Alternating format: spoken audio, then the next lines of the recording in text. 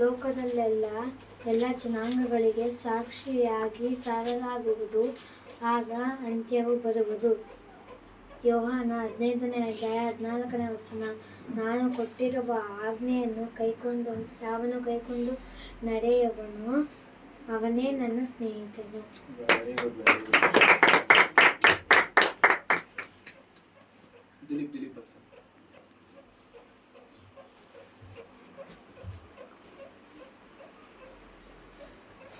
ಹಬಕ್ಕೂಕನ ಪ್ರವಾದನೆಯ ಗ್ರಂಥ 3ನೇ ಅಧ್ಯಾಯ 2ನೇ ವಚನ. ಯೆಹೋವನು, ನಾನು ನಿನ್ನ ಸುದ್ದಿಯನ್ನು ಕೇಳಿ ಹೆದರಿದ್ದೇನೆ.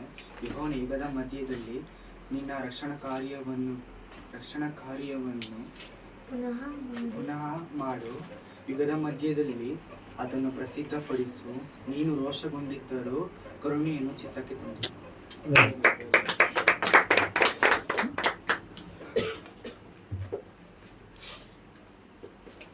ಮೊದಲನೇ ಯೋಹಾನನು 3ನೇ ಅಧ್ಯಾಯ 21-22ನೇ ವಚನ.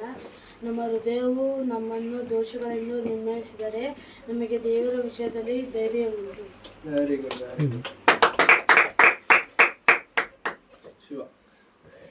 ಕೀರ್ತನೆ 91:15.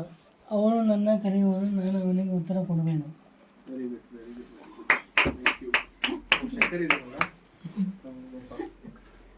ಒಳಗಡೆ ಸ್ವಲ್ಪ ಕಾಣಿಸ್ಲೇ ಇಲ್ಲ.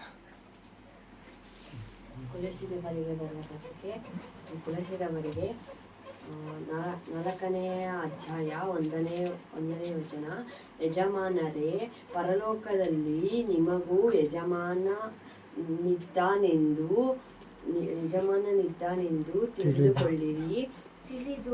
ಯಜಮಾನನಿದ್ದಾನೆಂದು ತಿಳಿದು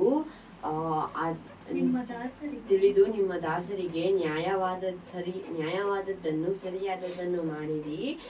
ಪ್ರಾರ್ಥನೆಯನ್ನು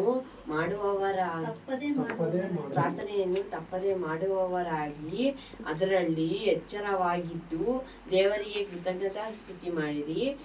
ಕೊಲೊಸ್ಸೆದವರಿಗೆ 3ನೇ ಅಧ್ಯಾಯ 1ನೇ ವಚನ. ಆದ ಕಾರಣ ನೀವು ಕ್ರಿಸ್ತನೊಂದಿಗೆ ಎಬ್ಬಿಸಲ್ಪಟ್ಟಿದ್ದರಿಂದ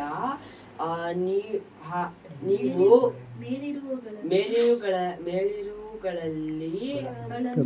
ಮೇಲಿರುವುಗಳನ್ನು ಹುಡುಕಿರಿ. ಅಲ್ಲಿ ಕ್ರಿಸ್ತನು ದೇವರ ಬಲಗಡೆಯಲ್ಲಿ